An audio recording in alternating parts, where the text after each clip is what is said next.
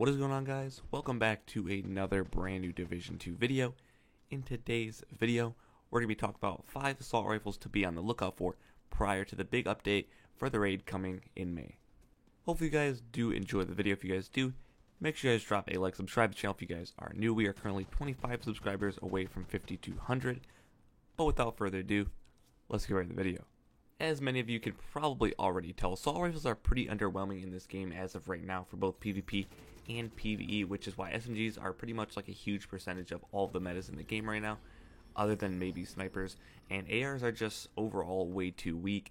And with this update that's going to be coming out in May, they're going to be receiving a pretty big buff, and hopefully we see some changes to the metas. So I thought I'd give you guys a quick video to help pre and post update in terms of what assault rifles will most likely be even better or introduced into build metas. For this video specifically, the order of the weapons are in my personal opinion, so everyone may or may not have different weapons in different spots or just have completely different lists in general, so please just keep that in mind as the video does play on.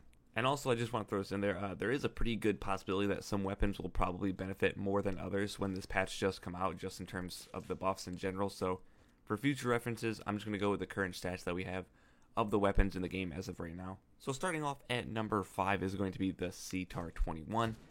One of the main things that makes this weapon super good is the RPM. It sits right at 900, which I do believe may or may not be the second highest next to the FAMAS. I'm not 100% sure on that. But the base damage on this weapon is, I would say, mid-tier. Not super high, but it's not super low either. And it competes with pretty much every assault rifle in the game. But for me, the only main negatives for this weapon are the accuracy and the damage drop-off. But at the end of the day, those two kind of tie in together, so I guess it's only one negative. The damage drop-off can pretty much be fixed with just adding a bunch of optimal range to the weapon for mods. And in terms of accuracy, you can pretty much just fix this by modding the weapon for accuracy and stability, or just running something like a 2-piece ongoing directive or a Rolly Holdings. But overall, the CTAR-21 is pretty solid.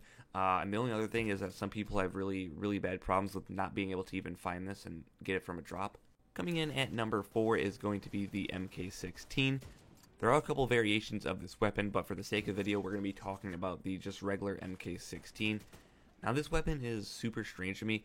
This weapon does have a super high base damage, but it also has a super low RPM, which obviously is going to reflect the high damage that this weapon pretty much automatically gets. But the good thing with low RPM comes extremely high stability and super high accuracy as well, and as a result of this, you can pretty much stack every mod on this weapon that has the ability to have some form of crit. And in terms of talents, you can pretty much just stack all talents for all raw damage.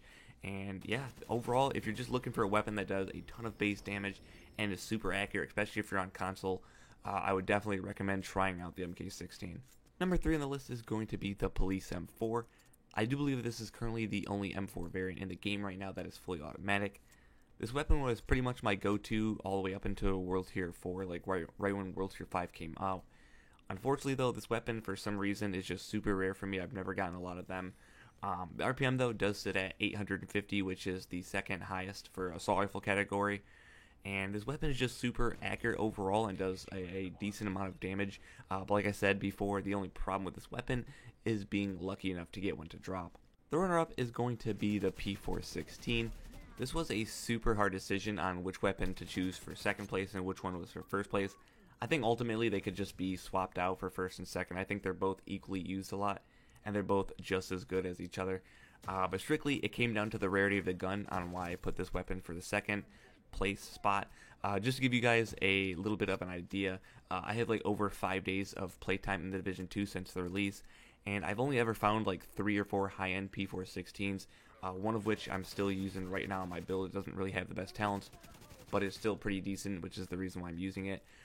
I would say that this gun is pretty much like the present day like lightweight M4 or any variant of the M4 from Division 1, in sense of everyone pretty much has one of these by now, whether or not they use it, and it's pretty much the main weapon for one of two weapons, I guess you could say, for all of the meta builds for assault rifles. And finally, coming in at number 1 is going to be the FAMAS.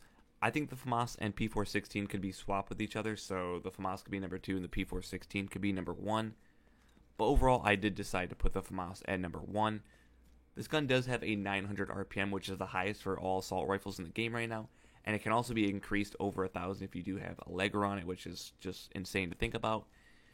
It also has one of the highest base damages for how high the fire is on this weapon, and it's super easy to get as well, at least in my personal opinion.